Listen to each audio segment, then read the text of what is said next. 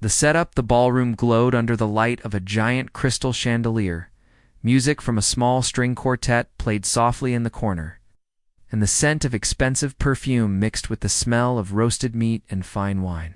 It was the kind of place where every glass sparkled, every smile was rehearsed, and every person was dressed to show how important they thought they were.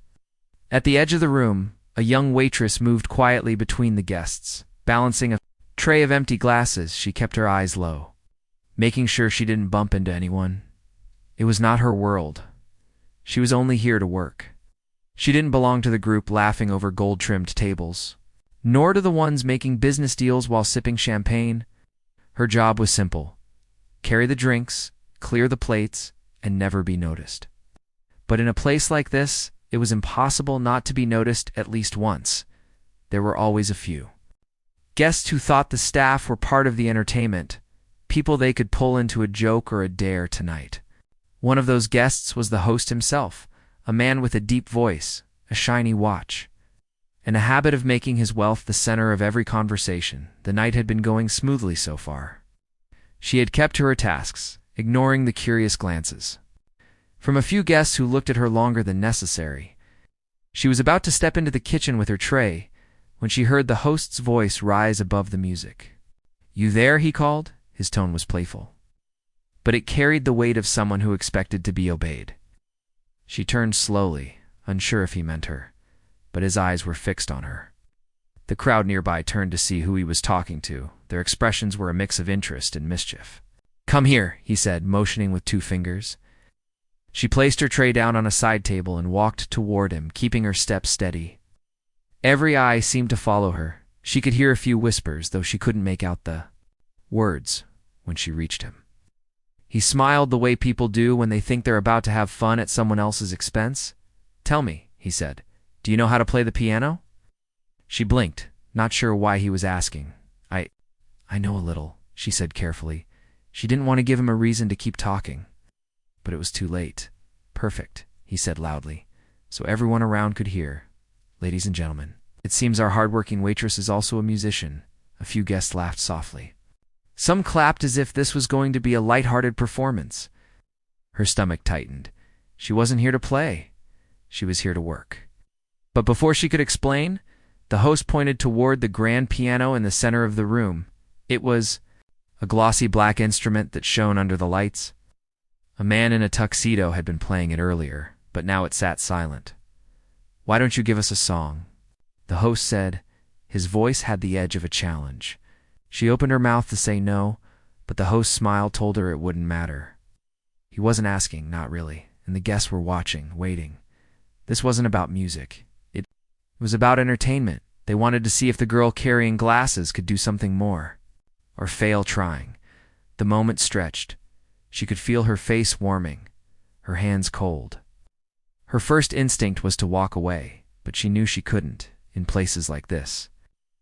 Walking away from someone powerful was the same as painting a target on your back.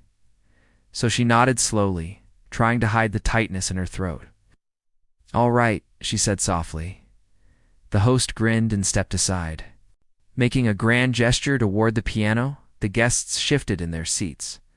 Some leaning forward, others whispered into their champagne glasses. It was the kind of attention she had spent the entire night avoiding. Now she was walking straight into it. Her steps toward the piano felt heavier than the trays she carried all evening. She could feel the polished floor under her shoes, each tap echoing in her mind. The music from the string quartet faded as they stopped playing. All that was left was the quiet murmur of expectation. When she reached the piano, she stood there for a moment, looking at its shiny surface.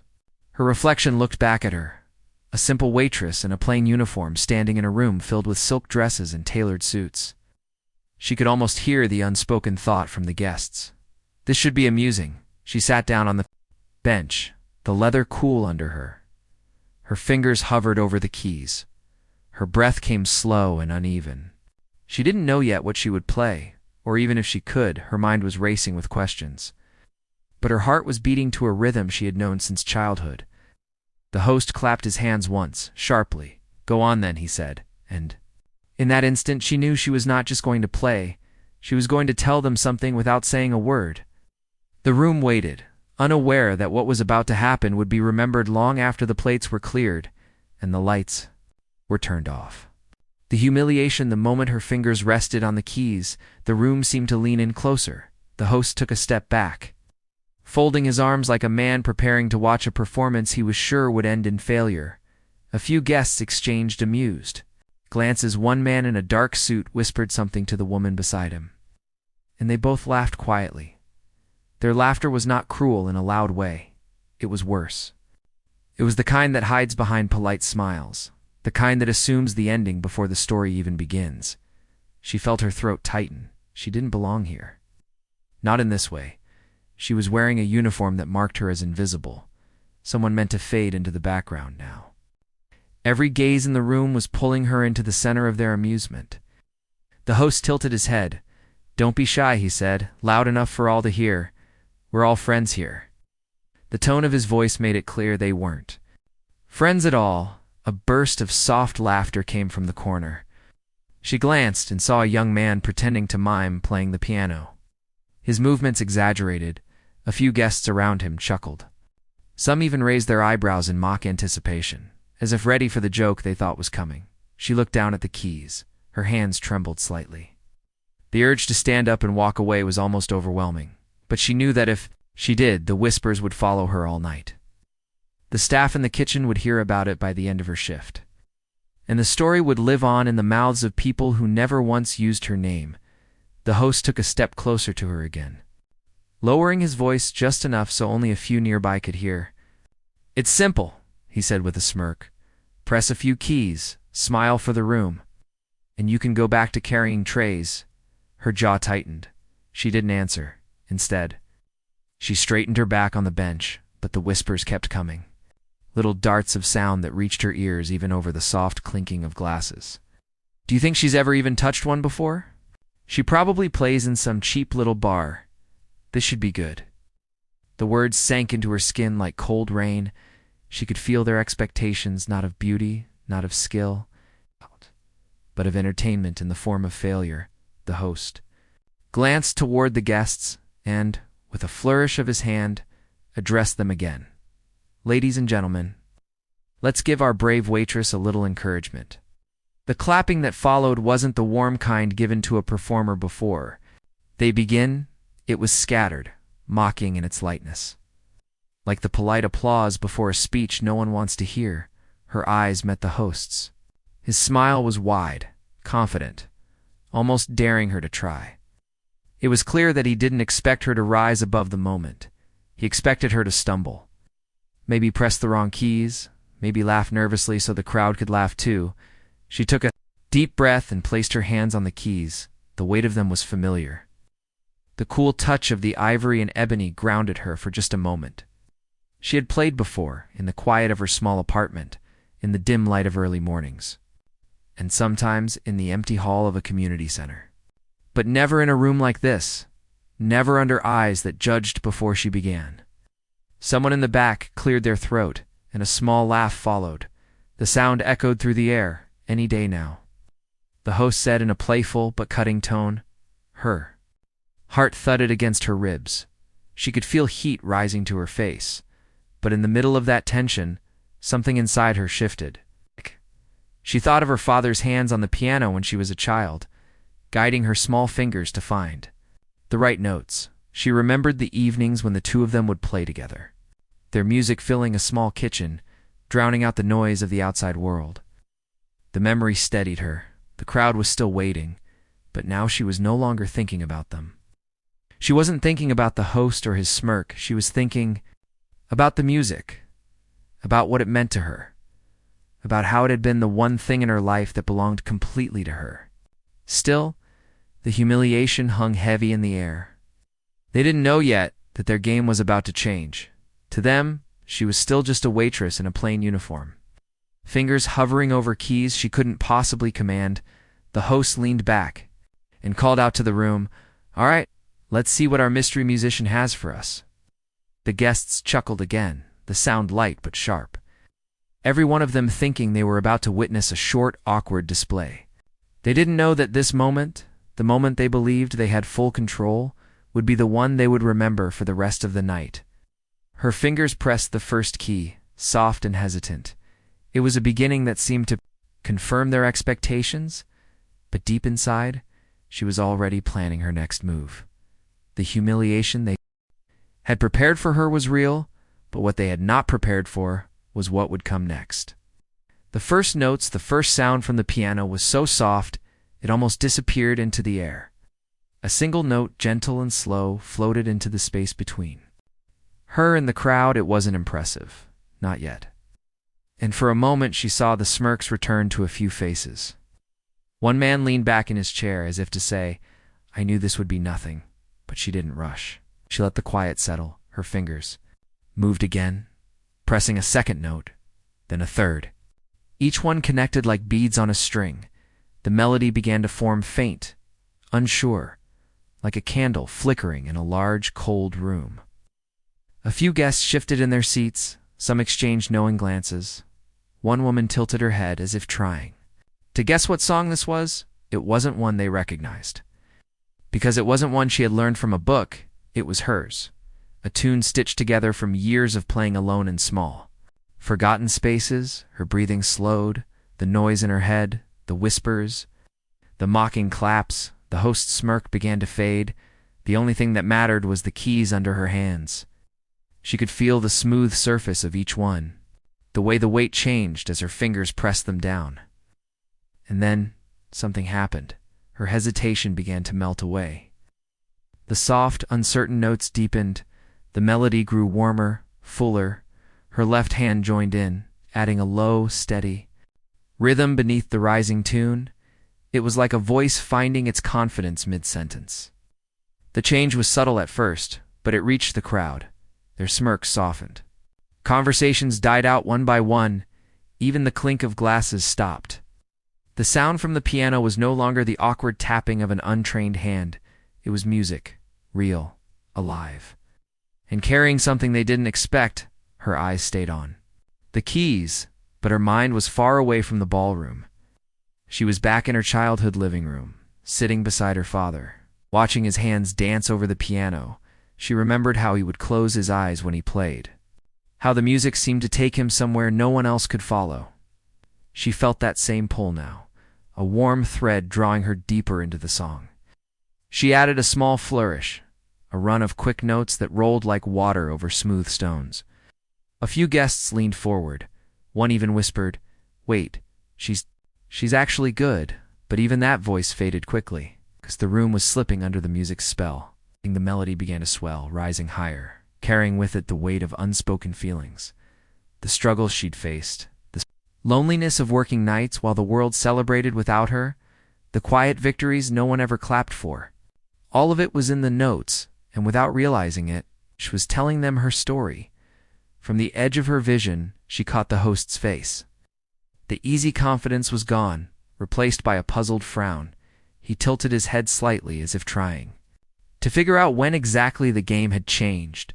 Her fingers moved faster now, not in a showy way, but with purpose. The melody climbed and fell like waves, sometimes soft enough to make the listeners lean in, sometimes strong enough to fill the entire ballroom. One man who had been whispering earlier was now still, his eyes fixed on her hands. A woman near the back clasped her hands together and rested them under her chin. It was as if the music had reached something inside them they didn't even know was waiting, and she felt it too. The more she played, the less she thought about fear or humiliation. She wasn't performing for them anymore. She was playing for herself, for every moment she had been overlooked, for every time her worth had been measured by the clothes she wore or the job she held. This was hers, and no one could take it away. The melody softened again. Like a voice telling a secret, the room leaned into the quiet. Her right hand carried the main tune, while her left wove a gentle harmony beneath it. The notes shimmered in the air like light through water. And then, without warning, she let the music rise. The sound lifted and swelled, filling the chandelier-lit room with a warmth that didn't come from the lights. It was powerful without being loud, graceful without trying to impress. Someone in the back let out a quiet sigh. Another guest wiped the corner of their eye. The applause they had been planning. The sarcastic kind was gone. They weren't thinking about clapping at all. They were just listening. She ended the section with a soft chord that lingered. The silence that followed was different now. It wasn't the silence of people waiting for a joke. It was the silence of people who had forgotten where they were for a moment. Her hands rested on the keys, her head slightly bowed. She wasn't done yet, not even close. The first notes had been her way of stepping into their world. The next ones would change it completely. The change in the room at first. The shift was so small that no one noticed. It began with the posture of a single guest. A man in a gray suit who had been leaning back lazily in his chair. Now, without thinking, he sat forward, resting his elbows on his knees. His eyes stayed on her hands as they moved across the keys. The room, once full of idle chatter and the clinking of glasses, had grown strangely still. The waiters who had been weaving through the tables slowed their steps. Some stopped altogether, drawn toward the sound. The soft, dim background of the evening, the murmurs, the laughter, had been replaced by something else. Something more fragile. She didn't see it, but she could feel it. It was like the air had changed weight. The notes she played seemed to hang longer, filling spaces that only minutes ago had been crowded with dismissive glances. Her fingers moved with a quiet certainty now, each note building on the last. Her music wasn't a polished performance from a concert hall. It wasn't the flawless technique of someone trained in the most expensive schools. It was raw, personal, and alive, and that made it impossible to ignore. A woman in a long red dress lowered her wine glass slowly to the table, her lips parted. Slightly as if she wanted to say something, but no words came. She just watched, eyes reflecting the flicker of chandelier light. The host, who had been standing with his arms folded, had shifted too. His confident smirk was gone, replaced with a look of mild confusion. He had expected something shallow, a harmless little display to amuse his guests. Instead, he was standing in the middle of something he couldn't control. The melody swelled gently, like a wave approaching the shore. Her left hand rolled deep, steady chords, while her right hand danced above them with soft, warm tones. It wasn't loud, but it carried.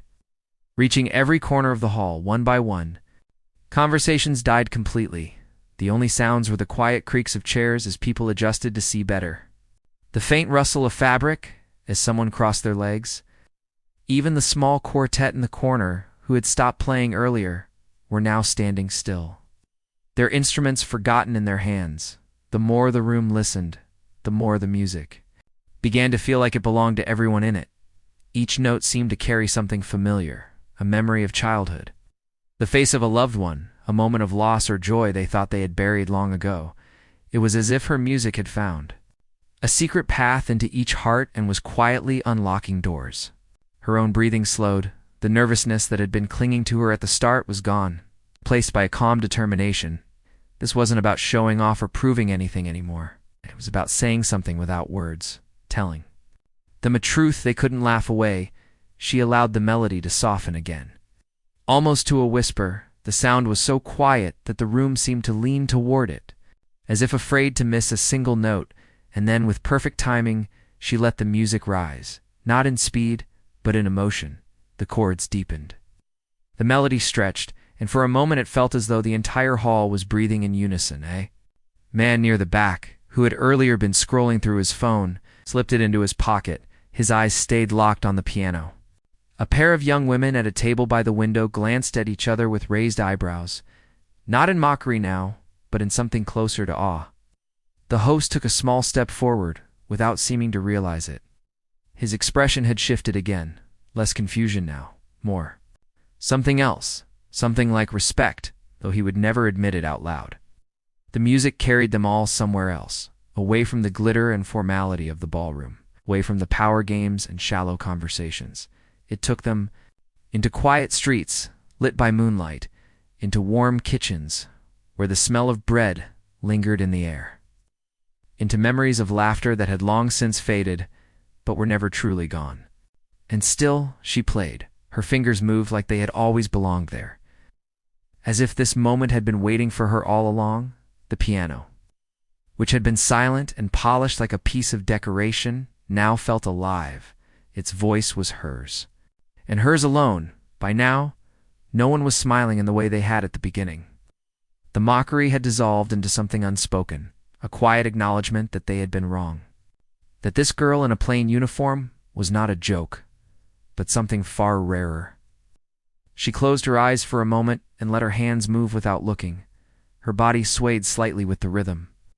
The audience didn't see a waitress anymore. They saw a musician, and they listened. Really listened, because they knew this was something that wouldn't happen again. Not in this exact way. Not in this exact room. When she opened her eyes again, the room was still hers. The change had happened, and there was no going back. The audience reaction, the last note of her rising melody, hung in the air like a breath no one wanted to release. For a moment, the entire ballroom seemed frozen. As if time itself had paused just to hear it, the chandelier light shimmered above. Them, casting soft glows on faces that had forgotten to smile or frown, they were simply still. Then something subtle began to happen. A woman near the front, who had been sitting with her hand on her wine glass, slowly lowered it without taking a sip. Her eyes were fixed on the young waitress. But they were softer now, almost apologetic. She wasn't looking at someone serving drinks anymore. She was looking at an artist. A man in a navy suit blinked a few times as though waking from a dream. He glanced at the person beside him. But they said nothing. Neither of them wanted to break the spell. The quiet between the notes had filled the room with a weight that was hard to explain. It wasn't awkward, it was reverent. Her fingers didn't stop moving. The song continued. Flowing into a gentler passage, her hands glided over the keys, weaving a tune so delicate that it felt like it might break if anyone spoke too loudly. The crowd leaned in, chairs creaking as people shifted forward to catch every sound. Somewhere near the back, a man who had been laughing at her earlier now had his arms crossed, not in mockery, but in thought. His lips were pressed together, his gaze locked on her hands. Maybe he was remembering something. Maybe the music had reached into his own life and found a memory he had tried to keep buried. The host was no longer smirking. He stood near the piano, one hand resting on the back of a chair. His eyes followed her every move. He didn't look like the man who had pulled her into this for sport anymore.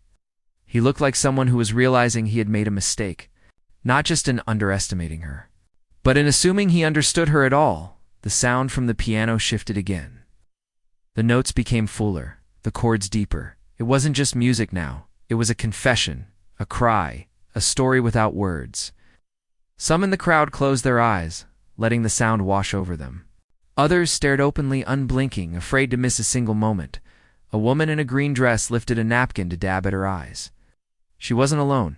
Another guest, a man with silver hair, took off his glasses and rubbed them on his sleeve, even though they didn't need cleaning. He just needed a reason to wipe away the moisture that had gathered there.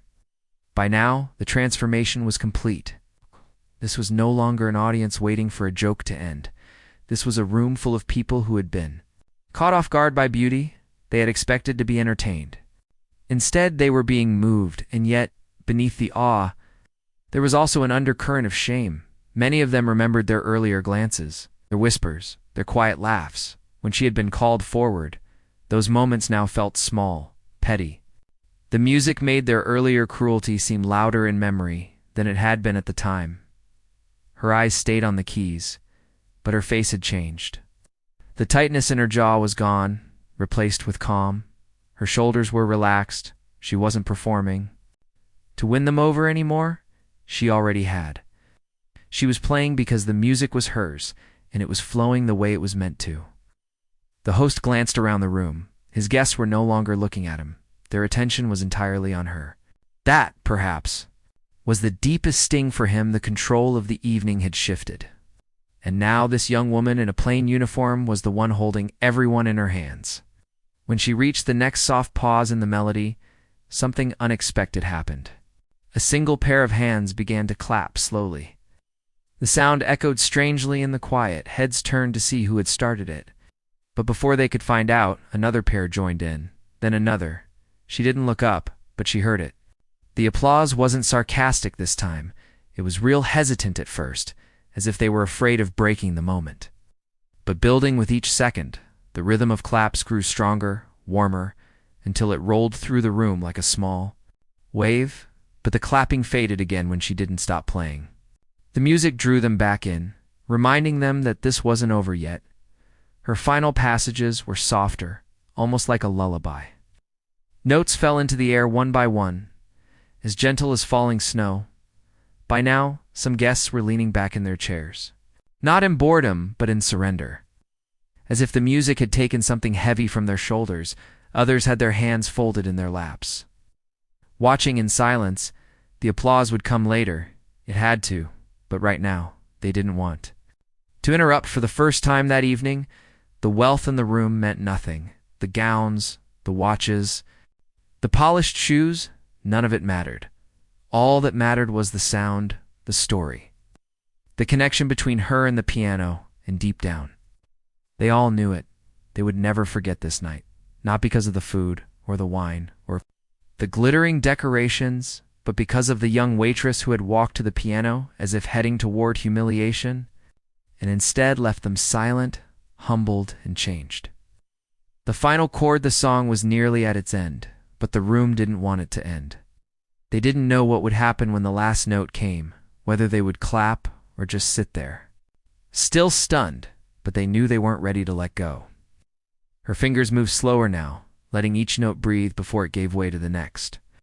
The melody had softened into something almost fragile, like a memory you're afraid will disappear. If you hold it too tightly, every chord seemed to carry a little piece of her, the weight of long days, the quiet of lonely nights, the hope she kept tucked away. The host stood only a few feet from her now, his hands no longer folded, his eyes were fixed on her face, and there was no smirk left, not even a trace. He looked like a man trying to understand how something so powerful had been hidden right under his nose. The guests were leaning forward in their seats. The entire ballroom had become smaller somehow, as if the walls had pulled in closer to listen. Even the waiters at the edges of the room stood still, holding their trays mid-air, forgetting their duties for just a moment. The music swelled one last time. Her left hand dropped deep.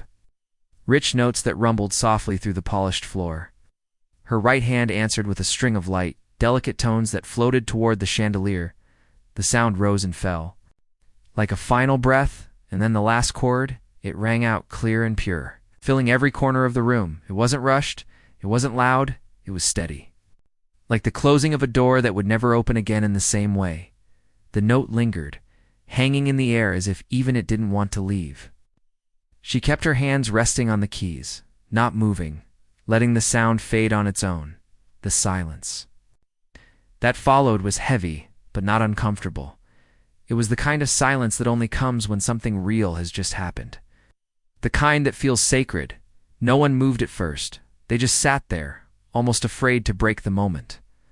A woman, near the front, swallowed hard, her eyes glassy. A man who had been leaning against the bar now stood straight, his jaw tight. She lifted her hands slowly from the keys and placed them in her lap. Her head stayed bowed for a moment, catching her breath. Her heart was pounding, but not from nerves. From the rush of knowing she had given everything she had in those notes. The first clap came from somewhere near the back, slow and hesitant. Then another joined, and another soon. The sound grew until it was a wave of applause crashing through the room. People were on their feet, chairs scraping against the floor. It wasn't polite clapping. It wasn't the kind they gave to the string quartet earlier in the night. This was different, sharp, loud, full of something they didn't have a name for. Some guests whistled softly, others called out words of praise. A woman in the middle row said, "Beautiful," almost under her breath. But loud enough for those nearby to hear. The host took a step toward her, clapping as well. His face was still unreadable. But there was no denying it. He was clapping for her. Not because he had to, but because he couldn't not. She rose slowly from the bench. Her legs felt a little weak. But she stood tall. She gave a small, almost shy nod toward the crowd. Her eyes met no one's in particular, but it felt as though she was looking right at each of them. One man at the front reached for her hand as she passed, squeezing it for just a second before letting go. Another woman stopped her briefly to say, "You have a gift." The applause didn't stop right away. It kept going, even as she stepped away from the piano, following her like a warm shadow. It wasn't until she had almost reached the side door to the kitchen that the clapping began to fade. In the corner of the room, the string quartet quietly began playing again. But it sounded different now, not because their skill had changed, but because the air still held her music in it, and everything else seemed a little smaller in comparison. As she stepped through the doorway into the dim, warm light of the kitchen, the sudden hum of the staff came back to her ears, pots clanging, orders being called, the smell of roasted chicken in the air. It was almost jarring, as if she had been somewhere else entirely and had now returned to earth. She set her hands on the counter for a moment, feeling the smooth, cool surface under her palms. She was still catching her breath. Her chest felt light, her shoulders relaxed behind her. Through the open doorway, she could still hear faint clapping mixed with murmurs of conversation. They were talking about her, she knew, but for the first time that night, the idea didn't make her shrink. It made her stand a little taller. She didn't need to go back out there. She didn't need to see the looks on their faces again. She already knew. The final chord had told her everything. It had told them everything, too. What had begun as a setup for humiliation had ended with something else entirely. Respect, maybe even admiration. And while they might forget the wine they drank or the jokes they told, they would not forget the girl in the plain uniform who made them stop, listen, and feel. The apology she had just set down a tray of glasses in the kitchen when she heard her name being called. It wasn't shouted, but spoken clearly enough to rise above the noise of clinking dishes and the hum of staff moving around. She turned and saw one of the other waiters leaning into the doorway. "They're asking for you," he said. His voice carried a mix of surprise and something else, maybe pride. Her first thought was to shake her head to say she couldn't go back in there. But before she could speak, she heard footsteps, heavy and slow, and then the host himself appeared in the doorway. The sight of him here, in the kitchen of all places, made the air shift. The staff fell silent for a moment, curious eyes darting between the two. He didn't step all the way inside. Instead, he stood there, one hand on the frame. His usual air of superiority was missing. Replaced with something more careful, more deliberate, he looked at her the way someone looks at an unfamiliar painting, curious. Unsure if they should speak first. "I owe you an apology," he said finally. The words sounded heavy in his mouth, as if they weren't used to being spoken. "When I asked you to play." I didn't think he stopped himself, glancing briefly toward the ground before looking back at her. I didn't think it would be what it was. She didn't answer right away. She wasn't angry, not anymore. But the memory of the smirks, the whispers, the way he had turned her into a spectacle still lingered. The host took a small step inside. "You silenced a room full of people who don't stay quiet for anyone." He said, "You did it without raising your voice, without demanding it. It just played, and it was." He trailed off again, shaking his head slightly as if words wouldn't be enough. For a moment, neither of them spoke. The faint clatter of dishes in the background filled the space. She studied his face, not to see if he was telling the truth, but to see if he meant it, and it seemed, at least in this moment, that he did. "It wasn't for them," she said quietly. "It was for me." The corner of his mouth lifted slightly, not in a smirk, but in something closer to respect. "That's why it worked," he replied, before she could answer. A woman in an emerald green dress appeared. Behind him, her eyes lit up when she saw her. "There you are," the woman said warmly. "I just wanted to tell you. That was the most beautiful thing I've heard in years." The woman stepped forward, ignoring the fact that she was standing in a busy kitchen. She reached out, lightly touching her arm. "You have something rare," she said. "Don't let anyone tell you otherwise." Soon, others followed. A man with silver hair came to say he hadn't cried at music since he was a boy. A younger guest told her she reminded him of his sister, who used to play for their family on summer nights.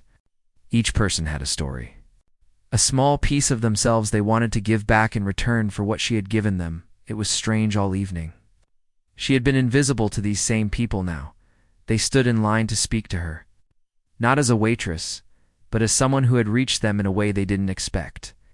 The host waited until the others had gone before speaking again. "If you ever want to play here, for real, I'll make it happen," he said. His voice was careful, almost cautious, as if he didn't want to scare her off with the offer. She thought about it for a moment, then she shook her head. "I don't think that's what I want."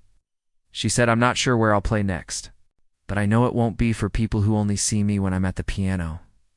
He nodded slowly, understanding more than he wanted to admit. "Fair enough," he said, as he turned to leave. She called after him. "You don't need to feel bad," she said. He stopped, glancing back. "What happened tonight?" "I think it needed to happen."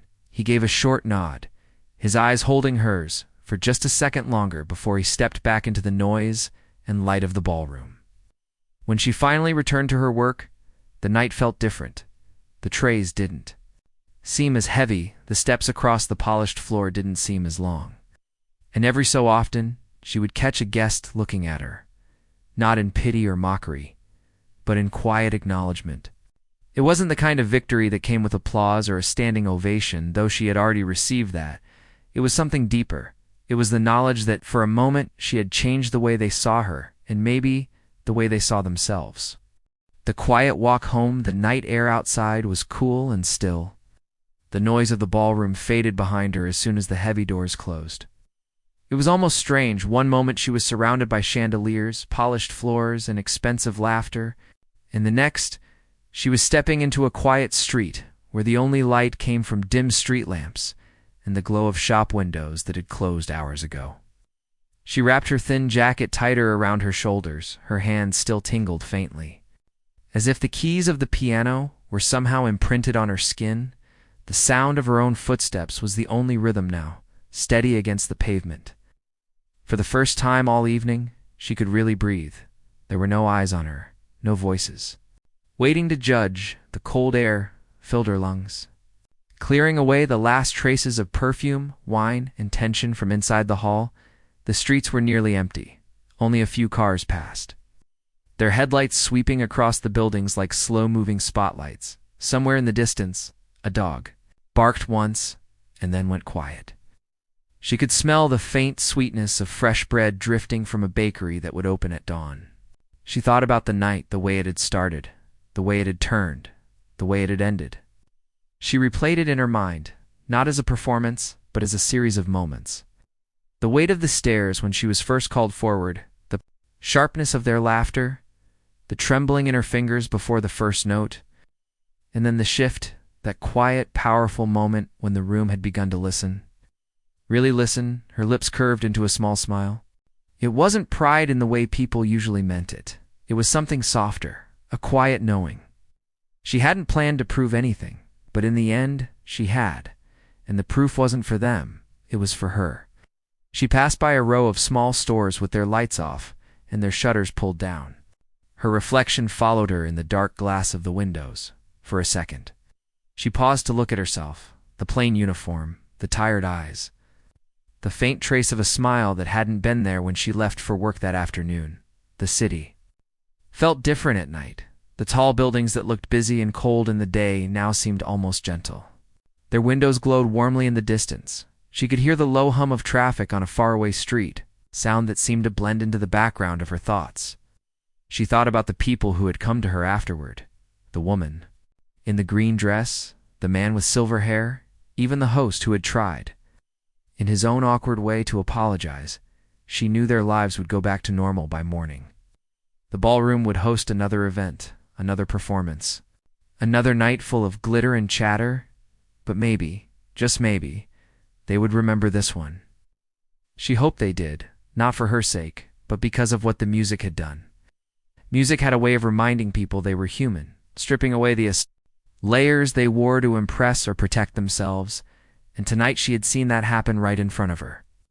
Her feet carried her down a narrower street, one she always took as a shortcut home. The cobblestones here were uneven, and the sound of her shoes changed, softer and more hollow. She passed by a small park where the benches were empty and the swings moved only slightly in the breeze. She slowed for a moment, looking at the empty playground. A memory flickered, her father sitting on a bench with a worn coffee cup in his hands. Smiling at her while she practiced on a public piano nearby, he had always said, "Play like no one's watching, and play like everyone is," both at the same time. She hadn't understood it as a child. But tonight, she thought maybe she finally did. The cold brushed against her cheeks. But she didn't mind. She felt lighter then. She had when she'd arrived at work. The walk home wasn't just a way to get from one place to another tonight. It felt like a way to let the night settle into her bones. To carry it with her in the right way, she reached her street, quieter than the others, lined with small buildings whose windows were mostly dark. A single porch light glowed at the far end, guiding her steps like a small beacon. She thought about the keys to her apartment in her pocket, the warm blanket waiting on the couch, the kettle she would put on the stove. But before she went inside, she stopped at the corner and looked up at the night sky. It wasn't the clear, star-filled sky you see in the countryside. Here, the city lights dimmed most of the stars. But she could still see a few, faint but steady, scattered between the rooftops. She let herself stand there for a long moment, the cool air against her face, the faint sound of the city breathing around her. And she thought, not about the ballroom, not about the applause. It's not even about the music, but about the quiet that came after. Because in that quiet, she realized something tonight had reminded her of who she was. And tomorrow, when she picked up another tray, when she tied the same uniform around her waist, she would carry that reminder with her.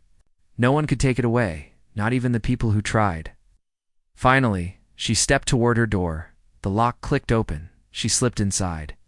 The warmth wrapping around her, as the door shut behind her, the city faded, leaving only the memory of music still humming quietly in her chest.